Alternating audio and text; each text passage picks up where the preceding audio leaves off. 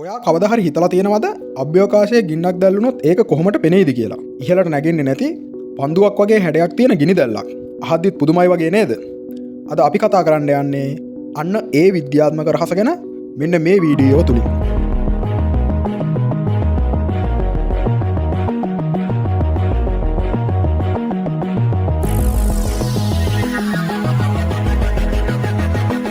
ඔයා කවදා හරි හිතලා තියෙනවද ඇයි අපි දකින ගිනි දැල්ලක් ඉහලට දික් වෙලා පේන්නේ කියලා? නෑ. මම හිතන්නේ ඔයා ඒක ගැන කවදාවත් හිතලා නැතුව ඇති. ඔයා විශ්වාස කරනවද මෙන්න මේකට හේතුව ගුරුත්ව බලය කියලා? ඔව්. මෙන්න මේකට හේතුව ගුරුත්ව බලය. ගිනි දැල්ලෙන් පිටවන උණුසුම් වායු ඉහලට ගමන් කරද්දී සිසිල් වෙච්ච වායු ධාරා ගින්නේ පහළ කොටසින් ඇතුල් වෙනවා. මෙන්න මේ සංසිද්ධියට අපි කියනවා කන්වෙක්ෂන් කියලා. මෙන්න මේ සංසිද්ධිය දිගින් දිගටම සිදු වෙලා ගින්න තුළට ඔක්සිජන් වායුව නිරන්තරයෙන් හම්බෙලා ඉහලට එසවුණු දිග වල්ගයක් සහිත ගිනි දැල්ලක් හදනවා. දැන් ඔයා කල්පනා කරනවා ඇති ශුන්‍ය ගුරුත්වය යටතේදී ගිනි දැල්ලකට මොකද වෙන්නේ කියලා. හරි. ඔක්කොටම කලින් අපිට බලන්න වෙනවා මොකද්ද මේ ශුන්‍ය ගුරුත්ව තත්ත්වයක් කියන්නේ කියලා. සෛද්ධාන්තිකව ගත්තහම ශුන්‍ය ගුරුත්ව තත්ත්වයක් කියන්නේ කිසිම ගුරුත්ව බලයක් නැති තැනක්. ඒත් ඇත්තටම අපිට ප්‍රායෝගික ලෝකයේදී මේ වගේ තැනක් බලා ගන්න පුළුවන් වෙන්නේ නැහැ. සරලවම කියනවා නම් අපිට මේ විශ්වයේ හම්බෙන සෑම තැනකම පොඩි හරි ගුරුත්ව බලයක් බලා ගන්න පුළුවන් වෙනවා. අපි මෙන්න මේ වගේ තත්ත්වයකට කියනවා මයික්‍රෝග්‍රැවිටි තත්ත්වයක් කියලා. මයික්‍රෝග්‍රැවිටි තත්ත්වයේදී උණුසුම් වායු වලට ගමන් කරන්න දිශාවක් නැති වෙනවා. එම නිසා අපි අර කලින් කතා කරපු කන්වෙක්ෂන් කියන සංසිද්ධිය සිද්ධ වෙන්නේ නැහැ.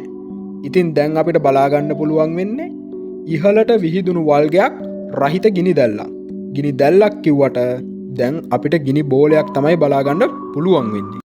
ශුන්‍ය ගුරුත්වය යටතේදී ගිනි දැල්ලේ පාටට මොකද වෙන්නේ? පෘථිවියේදී ගිනි දැල්ල කහ පාටටත් අභ්‍යවකාශයේදී ගිනි දැල්ල නිල් පාටටත් පේන්නේ ඇයි?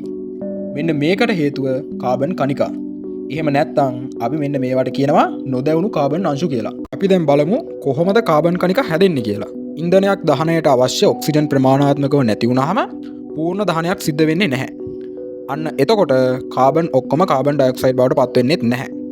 ඒ වෙනුවට නොදැවුණු කාබන් අංශු ඉතුරු වෙනවා. එහෙනම් ඇයි ශුන්‍ය ගුරුත්වයේදී ගිනි දැල්ලක් නිල් පාට වෙලා පේන්නේ? මේකට උත්තරේ හරිම සරලයි.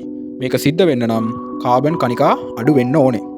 දැන් ඔයාලට ප්‍රශ්නයක් එනවා ඇති ශුන්‍ය ගුරුත්වයේදී කාබන් කණිකා කොහොමද අඩු වුනේ කියලා. ඒකට හේතුව මයික්‍රෝග්‍රැවිටි තත්ත්වයේදී ඔක්සිජන් සමානව මිශ්‍ර වෙලා තියෙන හින්දා පූර්ණ දහනය වැඩි වශයෙන් සිද්ධ වෙන එක. ඉතින් ඒක නිසා දැල්ල නිල් පාට වෙලා තමා අපිට බලා ගන්න වෙන්නේ.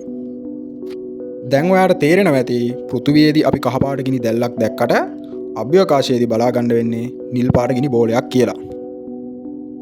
ඔයා මේ වීඩියෝ එක සම්පූර්ණයෙන්ම බැලුවා නම් ඔයාට අනිවාර්යෙන් අදහසක් ඇති මේ වීඩියෝ එක හොඳයිද නැද්ද කියලා. ඔයාට හිතෙනවා නම් මේ වීඩියෝ එක හොඳයි කියලා ලයික් කරලා ෂෙයා කරගෙන යන්න අමතක කරන්නත් එපා. ඒ විතරක් නෙවෙයි ඔතන පහළ තියෙන subscribe button එක ඔබලා bell icon එක click කරන් යන්න අමතක කරන්නත් එපා.